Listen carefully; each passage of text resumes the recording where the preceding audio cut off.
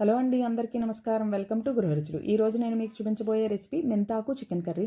ముందుగా స్టవ్ వెలిగించుకుని ఆయిల్ వేసుకుని అందులో ఉల్లిపాయ పచ్చిమిర్చి వేసి బాగా వేయించుకోవాలి. ఇవి బాగా వేగిన తర్వాత ఇందులోనే ఒక స్పూన్ అల్లం వెల్లుల్లి పేస్ట్ వేసి పచ్చివాసన పోయేంత వరకు వేయించుకోవాలి. ఆ తర్వాత మనం ఇందాక కడిగి శుభ్రం చేసుకున్న మెంతాకులు కూడా వేసుకుని బాగా ఫ్రై చేసుకోవాలి. మెంతాకు బాగా ఫ్రై చేయాలండి, అప్పుడే టేస్ట్ బాగుంటుంది. కానీ కర్రీ అస్సలు చేదనేదే ఉండదు. మెంతాకు వేసాం కదా చేదు ఉంటుంది అనుకుంటారేమో, కానీ అస్సలు ఉండదు. ఇందులోనే ఒక హాఫ్ కిలో చికెన్ శుభ్రంగా కడుక్కుని వేసేసుకోవాలి. ఇదంతా వేసుకుని ఒకసారి బాగా కలుపుకోవాలి.